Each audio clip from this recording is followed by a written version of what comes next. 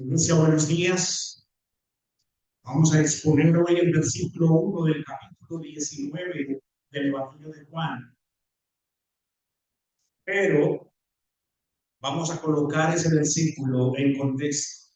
Así que vaya conmigo al versículo 28 del capítulo 18.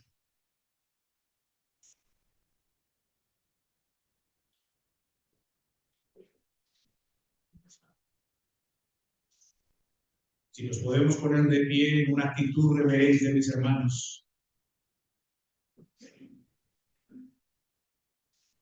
Capítulo 18 del Evangelio de Juan, versículo 28.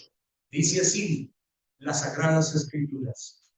Llevaron a Jesús de Caifás al pretorio y era muy de mañana. Ellos no entraron en el pretorio para no contaminarse y así poder comer la Pascua. Entonces salió Pilato a ellos y les dijo: ¿qué acusación traéis contra este hombre? Respondieron y le dijeron: si este no fuera malhechor, no te lo habríamos entregado. Entonces Pilato les dijo: tomando vosotros y juzgadlo según vuestra ley.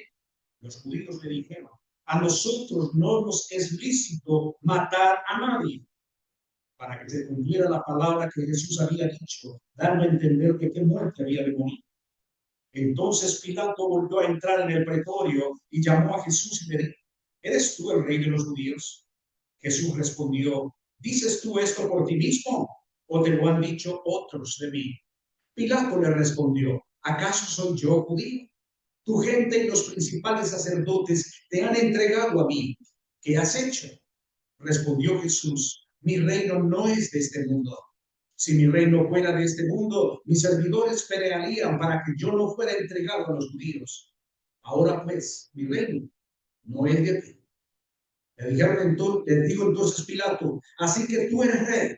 Respondió Jesús: tú dices que yo soy rey. Yo para esto he nacido y para esto he venido al mundo, para dar testimonio de la verdad. Todo aquel que es de la verdad oye mi voz. Y le dijo Pilato: ¿qué es la verdad?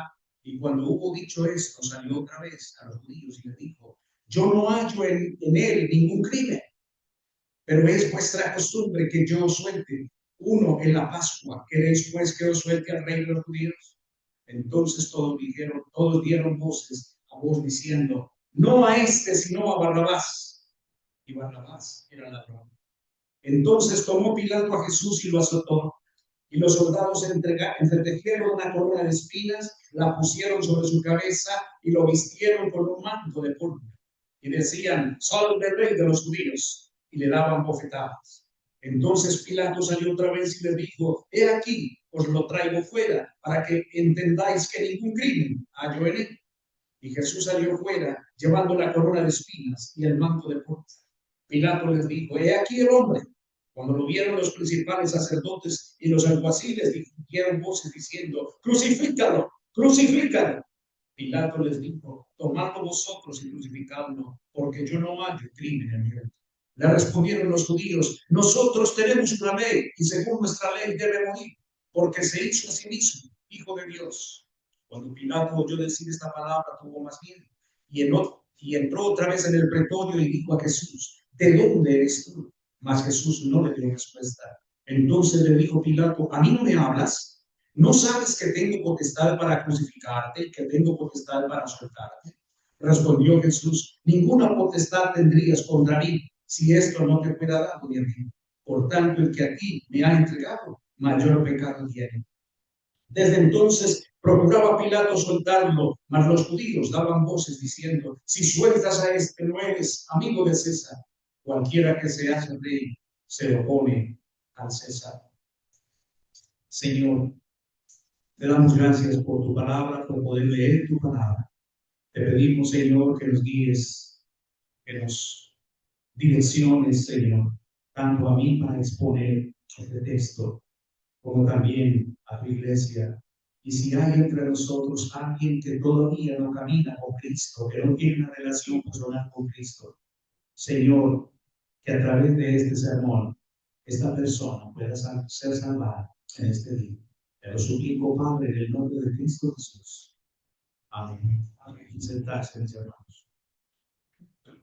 Como les dije, mis hermanos, vamos a hacer énfasis solamente en el versículo 1 del capítulo 19 y lo he llamado el azote, el sufrimiento de Cristo antes de la crucifixión.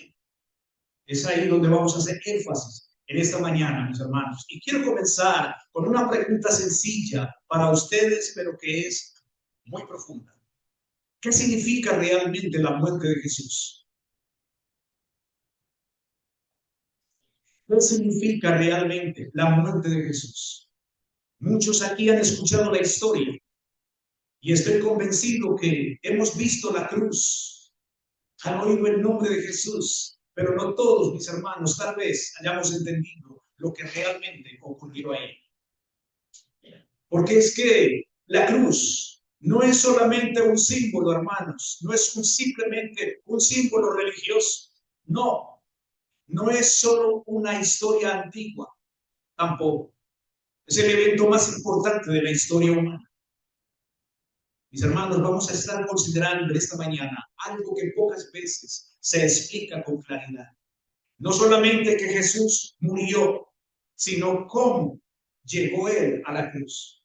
¿Cuál fue el estado desde el punto de vista médico-científico? Cómo el Señor llegó al momento de la crucifixión. Un hombre real, golpeado, debilitado, desangrado, caminando hacia su ejecución. Hermanos, y esto nos obliga a hacer una pregunta muy incómoda. ¿Por qué alguien pasaría por todo esto voluntariamente? ¿Por qué alguien se sometería a semejante tortura? Iglesia, esto no fue un accidente, no fue simplemente injusticia humana, no.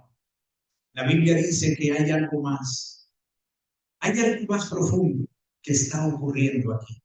Por ejemplo, Isaías capítulo 53, versículo 6, el profeta nos dice lo siguiente: todos nosotros nos descarriamos como ovejas, mas el Señor cargó en él el pecado de todos nosotros. Así que realmente esto lo cambia todo. Esto significa que la cruz no se trata solo de Jesús. La cruz se trata de nosotros. La cruz trata de nuestro pecado, de nuestra condición delante de Dios. Y si esto es verdad, entonces esta no es solo una enseñanza más, iglesia. Así que tenemos aquí una invitación urgente, porque entender la cruz correctamente puede cambiar su vida y la mía. Pero no solamente puede cambiar nuestra vida, puede cambiar tu eternidad. Que podamos entender la cruz en esta mañana puede dar una dirección hacia dónde pasarás tu eternidad. Hay un momento en que tú y yo vamos a morir. Y es necesario determinar dónde pasaremos por el resto de la eternidad. Hoy, con este sermón, tú tienes la oportunidad de entender dónde pasarás el resto de tu eternidad. Así que no solo vamos a mirar lo que Cristo sufrió, no, vamos a entender por qué lo hizo. Y esto exige algo de nosotros. Así que démosle un poquito de más contexto a nuestro versículo 1 del capítulo 19. Por lo menos Mateo capítulo 27, versículo 26 nos dice: entonces les soltó a Barrabás y habiendo azotado a Jesús, le entregó para ser crucificado. Mateo aquí está mencionando que el azote como tal hace parte del proceso previo a la crucifixión. No estaremos todavía en la crucifixión, no, estaremos en el proceso previo. Marcos capítulo 15, versículo 15 dice, y Pilato soltó a Barrabás y entregó a Jesús después de azotarle para ser crucificado. Entonces Marcos está confirmando el mismo orden. Así que Lucas capítulo 23, versículo 16, y en el capítulo 20, versículo 22, él dice, le castigaré pues y le soltaré. Es interesante que aquí no se usa explícitamente la palabra soltar, pero se utiliza el término castigar, paideu, que implica flagelación como una forma de disciplina romana. De manera que estamos hablando de que el azote es castigo, pero castigo a todo nivel. ¿Qué nos dice el Antiguo Testamento con respecto a la crucifixión? Bueno, el Antiguo Testamento nos adelantó, nos había hablado del sufrimiento, pero de manera intensa. No narra el evento histórico, es verdad, pero sí nos habla del sufrimiento y que ya estaba anticipado. Por ejemplo, Isaías 53, versículo 5 nos dice, por sus llagas fuimos nosotros curados. Noten cómo el profeta Isaías nos adelanta que nosotros fuimos curados por sus llagas. La palabra llaga aquí implica heridas producidas por golpes o azotes. Primera de Pedro capítulo 2, versículo 24 dice, por cuya herida fuisteis sanados. Pedro está trayendo el texto de Isaías y se lo está aplicando directamente a Cristo. Pedro está hablando definitivamente de que el Señor Jesucristo fue herido y por esa herida usted y yo fuimos sanados. Pero tal vez usted se está preguntando, ¿qué implicaba el azote romano? ¿Qué era realmente eso? ¿En qué consistía eso? Querida iglesia, cuando hablamos del azote romano, estamos hablando de una práctica romana conocida como flagelación. La flagelación implicaba un castigo brutal previo o parte de la crucifixión. No era cualquier cosa, no era un castigo leve, sino que era un castigo extremadamente violento y humillante. ¿Cómo era el azote? Bueno, se realizaba con un instrumento llamado flagrum, que era un látigo con varias correas. En las puntas de las correas del látigo había pedazos de huesos, pedazos de metal y plomo también. Entonces estemos pensando lo que esto producía al hacer contacto con la piel. Cada golpe del látigo desgarraba la piel, exponía los músculos y podía incluso dejar visibles los huesos. Era brutal. ¿Cuál era el propósito del azote romano? Aquí había un propósito, varios propósitos. Voy a hablar de 3 propósitos. Número 1, castigo físico extremo. Número 2, humillación pública. Número 3, intimidación. Cuando hablamos del castigo físico, se buscaba provocar dolor intenso. Se buscaba debilitar al condenado antes de la crucifixión. Se buscaba dejar a la persona sin aliento. Cuando hablamos de la humillación pública, la víctima era desnudada, la víctima era golpeada ante otros en público, porque se buscaba la máxima humillación. Pero ¿qué se buscaba con la intimidación? Bueno, la intimidación servía como advertencia para otros. Tres propósitos centrales: castigo físico extremo, humillación pública, intimidación. Iglesia, en el caso de Jesús y en el contexto de Juan, Poncio Pilato no quería inicialmente crucificar a Jesús. Él no quería hacerlo. Él ordena azotarlo como un intento solamente de castigarlo sin matarlo. Él intenta apaciguar a la multitud, pero el solo pensar en azotarle con lo que ya les acabo de describir, de lo que implicaba el azote, pues era un sufrimiento tan intenso. Máxime que era un hombre inocente, como el mismo Pilato lo ha dicho varias veces. ¿Qué producían los efectos físicos? La tortura. ¿Qué producía en el cuerpo esta tortura? En primer lugar, producía un desgarro de la piel y del tejido.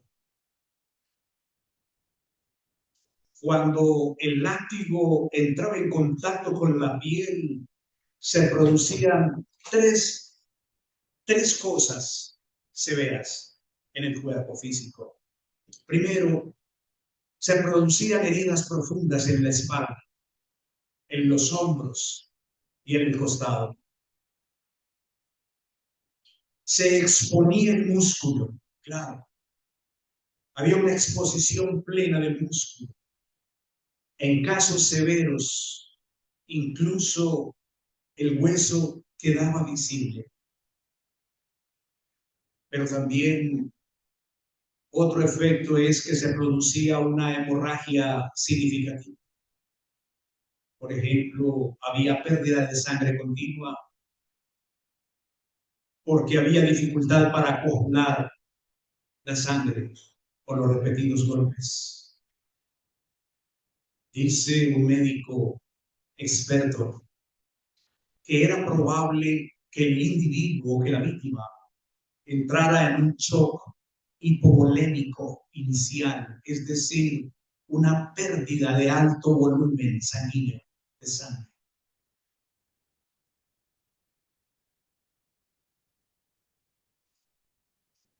Pero había otro efecto, hermanos, y es que se producía un dolor extremo. Esto producía un trauma severo, una estimulación constante del sistema nervioso, una respuesta fisiológica del estrés intenso. El individuo era llevado a lo más alto de un estrés físico.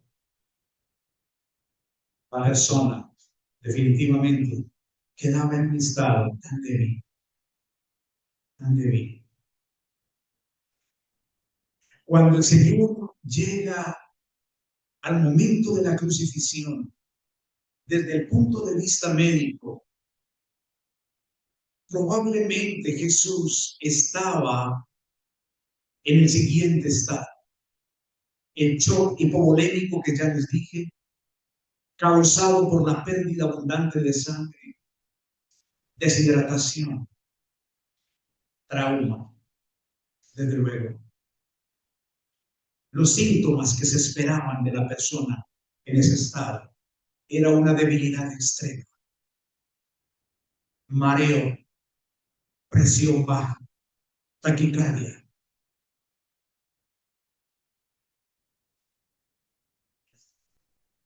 La víctima estaba en un estado de deshidratación severa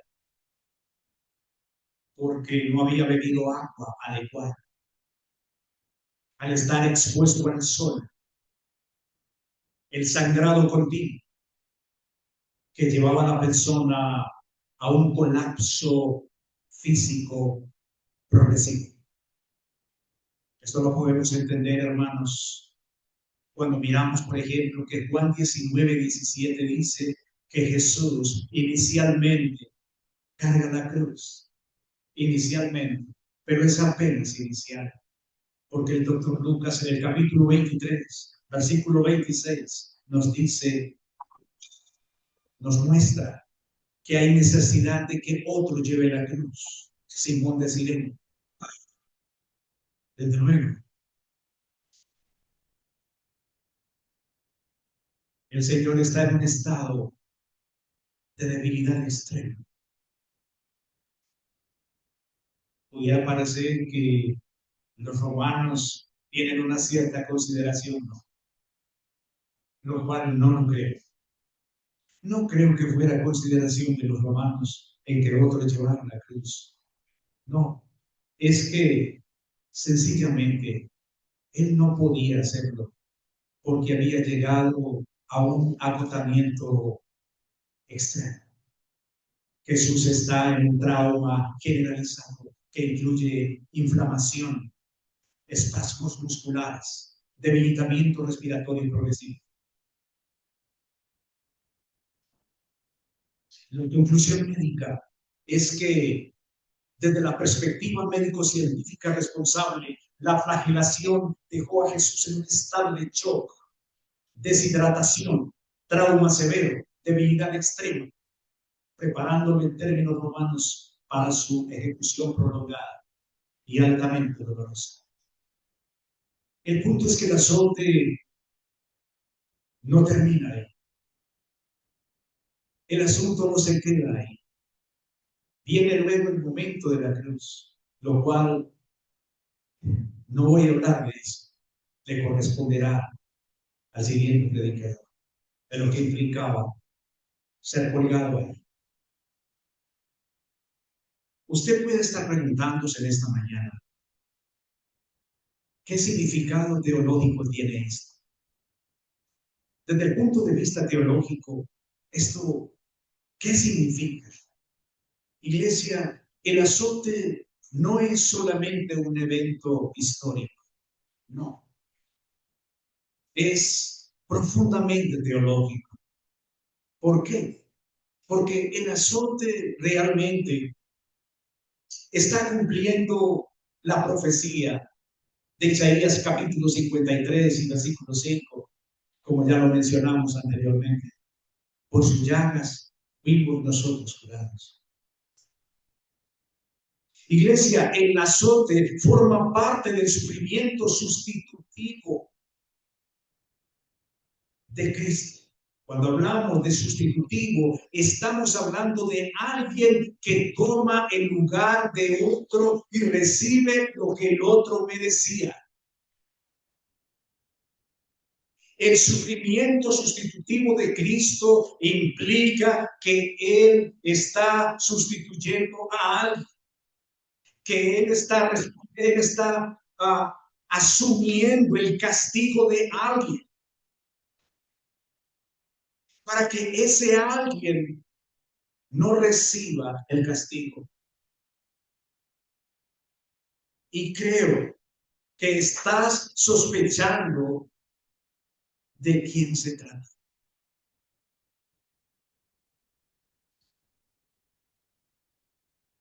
Tú no podrás salir de aquí hoy igual. Tú tendrás hoy que tomar una decisión frente a Cristo. El azote forma parte del sufrimiento. Sí. Es que aquí hay una sustitución penal. Jesús recibe el castigo que no merecía en lugar de los pecadores.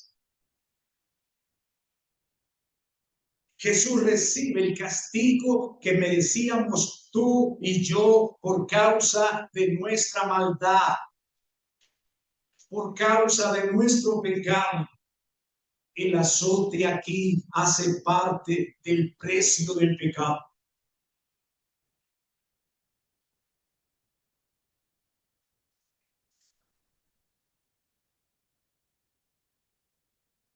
El azote en Juan 19:1 implicaba un castigo romano brutal. Castigo que había sido diseñado para desgarrar el cuerpo, humillar públicamente, debilitar al condenado, en el cual, en el caso de Cristo, se convertía en una expresión visible de su sufrimiento sustitutivo por los pecadores.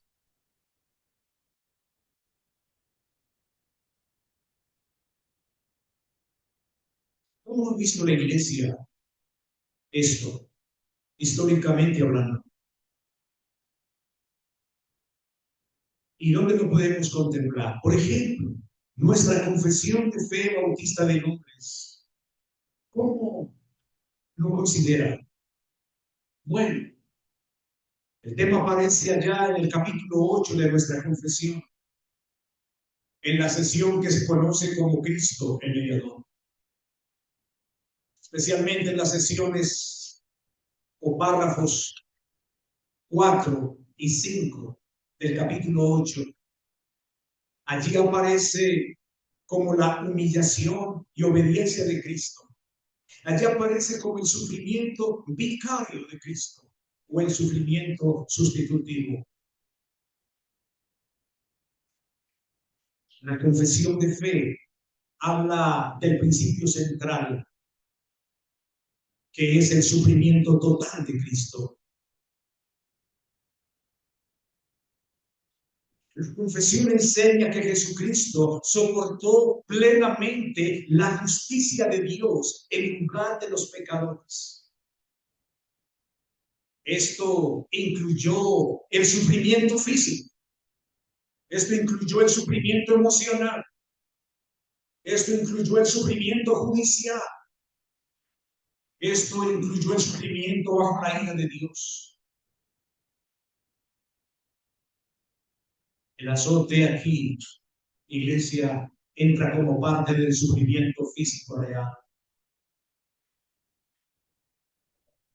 Nosotros como iglesias bautistas reformadas en el mundo que tenemos o nos adherimos a la confesión de fe histórica de Londres, confesamos que Cristo fue verdaderamente humano y por lo tanto el sufrimiento físico fue real, no fue un sufrimiento simbólico. Confesamos que Él sufrió como sustituto, no por sí mismo, no. Él sufrió en lugar de su pueblo.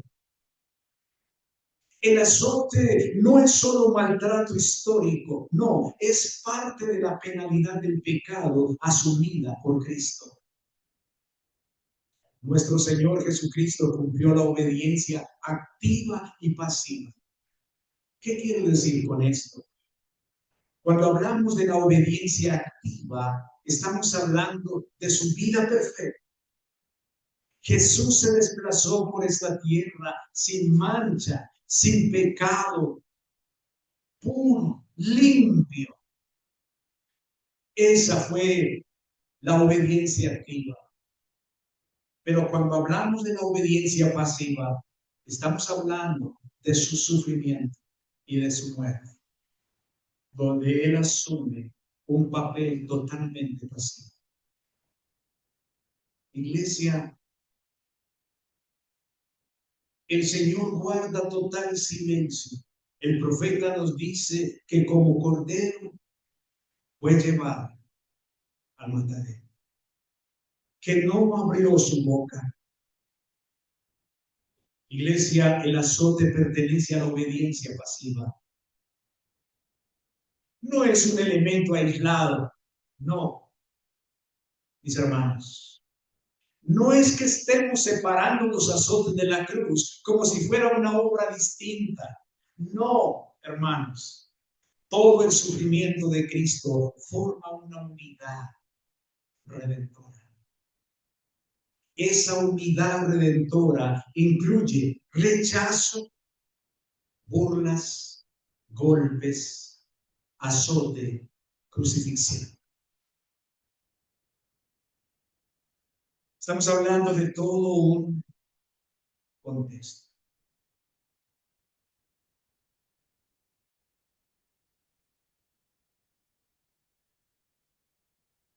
Pastor, ¿cómo podemos aplicar lo que acabamos de escuchar?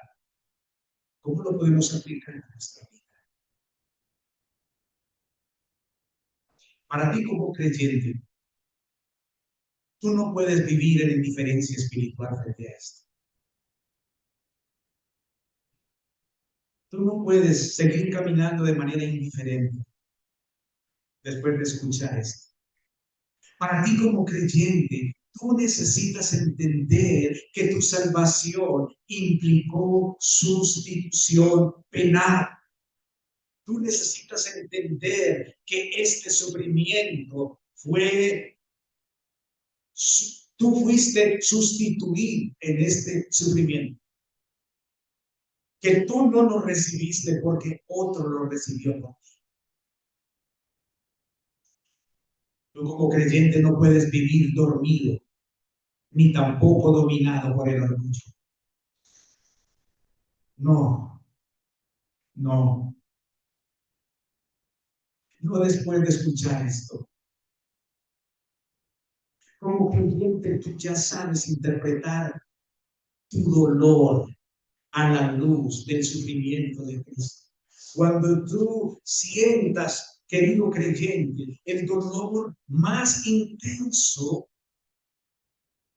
y que te dolerá muchísimo, yo te animo a tocarlo frente a la cruz, frente a lo que pasó ahí.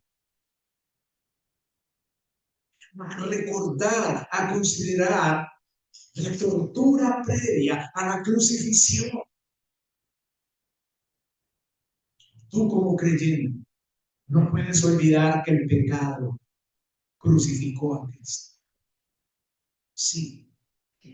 ¿Por qué amar a Cristo? ¿Por qué amar a Cristo? ¿Por qué debemos amar a Cristo, hermano? Yo creo que lo que hemos escuchado nos recuerda, nos coloca en perspectiva, nos ayuda a recordar por qué tú y yo debemos amar a nuestros queridos hermanos. ¿Por qué no podemos negociar nuestras convicciones? Querido creyente, a la luz de lo que hemos escuchado, tú puedes descansar ahora en una obra terminada. Sí, tú y yo podemos pararnos firmes y estirarnos y tener paz. Justificados pues por la fe, tenemos paz para con Dios por medio de nuestro Señor Jesucristo. ¿Sabes por qué, hermano? Porque la obra fue terminada. ¿Recuerdas que Él dijo, consumado es? ¿Te acuerdas de esa frase allá al final? Prácticamente la última, para entregar su espíritu. Él dijo, consumado es. Hermano, hermana, tú y yo podemos confiar en que esa obra fue completada. Que ya no aparece ningún delito allá en la gloria celestial. Ya no aparece.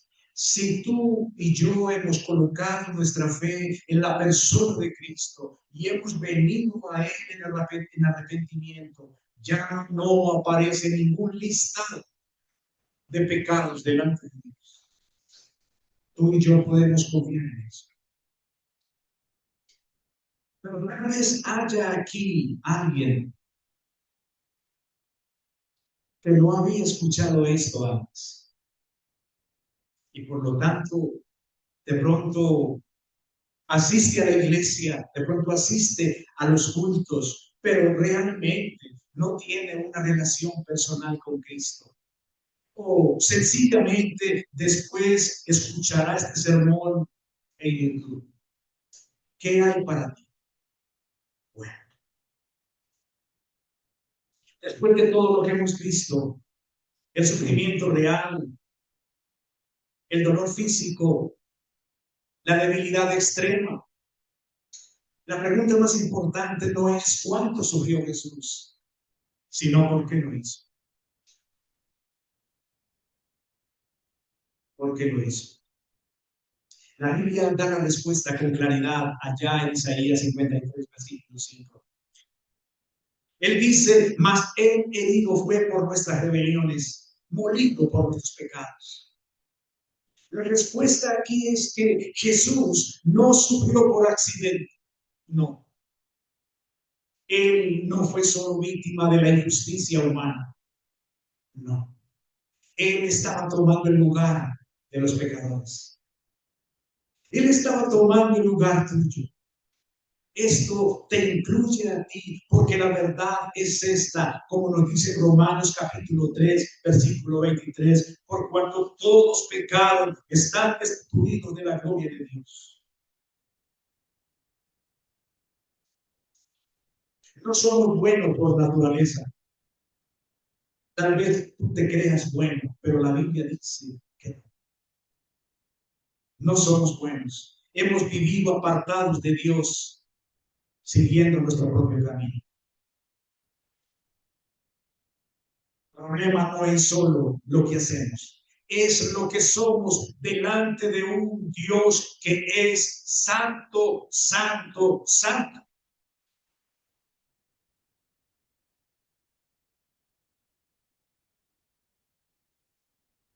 Pero tal vez estés preocupado. La Biblia te dice en Romanos capítulo 5, versículo 8, mas Dios muestra su amor para con nosotros, en que siendo pecadores, Cristo murió por nosotros. Queridos oyentes, en esa cruz, Él cargó el castigo. Él sufrió lo que tú y yo merecíamos. Él pagó completamente la deuda. Y por eso es que en Juan 19:30 Él dice, consumado es. Es decir, Él no queda nada pendiente. Ahora la pregunta es personal. ¿Qué vas a hacer tú con Cristo de hoy en adelante? Habiendo escuchado parte de su sufrimiento previo a ser colgado, ¿tú qué vas a hacer a partir de hoy con Cristo? La Biblia nos llama a admirarlo. Y tal vez yo haya movido tus emociones en esta mañana. Tal vez te haya movido las entrañas por haber hecho una descripción lo más fuertemente posible. Déjame decirte que eso no es lo más importante en este momento, lo que escuchaste. Lo más importante de este sermón es que tú estás llamado a responder. Tú tienes que dar una respuesta a este sermón. Hechos capítulo 3, versículo 19 dice, arrepentíos y convertíos. Arrepentirse significa reconocer tu pecado, dejar de justificarte, volverte a Dios. Pero no solo eso. Hechos 16:31 nos dice, cree en el Señor Jesucristo y serás salvo. Entonces, en esta mañana, tu respuesta solamente pueden ser dos cosas: arrepentirte de tus pecados y colocar tu fe en la persona de Cristo. Creer no es solo saber datos, iglesia, no. Creer implica confiar completamente en Cristo. Confiar en que su muerte fue por ti, que su obra es suficiente, que solo Él puede salvarte. Eso significa confiar. Hoy tú puedes venir a Cristo. Tú puedes venir a Cristo en este momento. Si tú no has tenido un encuentro personal con Cristo realmente, si hoy, si hoy viste lo que antes no habías visto y te pusieron a repetir lo que conocemos como la famosa oración de fe, y te pusieron a repetir eso, como dice Croacia. Si hoy eres salvo, no fuiste salvo por repetir la oración de fe, sino a pesar de eso. Si tú habías repetido esa oración, esa famosa oración, que es inventada por los hombres, que no aparece por ninguna parte de las Escrituras, pero tú no habías visto a Cristo, hoy lo viste. Tú no sabías en qué consistió, en qué consiste el verdadero evangelio de Cristo. Hoy lo viste. Tú puedes venir a Cristo. Y quiero terminar con esto. No necesitas arreglar tu vida primero. No, no necesitas eso. No necesitas esperar. Solamente necesitas venir como tú estás. Ven a Cristo en arrepentimiento y fe. Eso es lo que necesitas. Porque hay una promesa segura. Esa promesa la vemos en Romanos capítulo 10, versículo 9, que si confesares con tu boca que Jesús es el Señor y creyeres en tu corazón, serás salvo. Una de las discípulas esta semana me dio esta respuesta.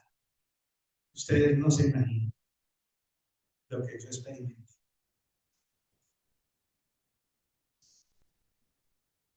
Cuando le pregunté quién era Cristo para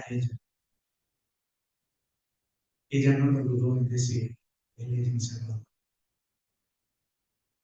Por lo tanto, ya está lista para hacerlo público a través del bautismo, junto con Claudia y con Marcela, que son las otras dos mujeres que están listas. Hoy puede ser el día de tu salvación. No endurezcas tu corazón. Ven a Cristo. Arrepiéntete. Cree en Él y recibe el perdón y la vida eterna que Él compró con su sangre. Señor Dios y Padre, te damos gracias por tu palabra. Señor, una vez más te suplico que traigas fe y arrepentimiento a los oyentes de este sermón. Te damos gracias por tener tu palabra con nosotros. Te alabamos, Señor, y te damos gracias en el nombre de Cristo Jesús. Amén. Amén.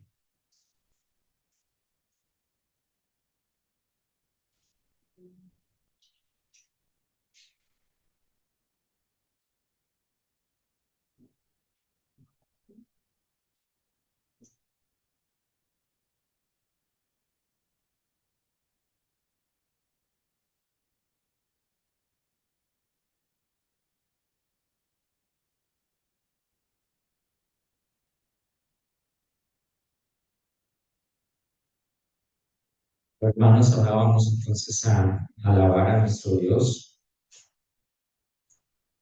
a alabar a aquel que tomó nuestro lugar, aquel que tomó nuestro lugar. Y quiero invitarlos para que tomemos juntos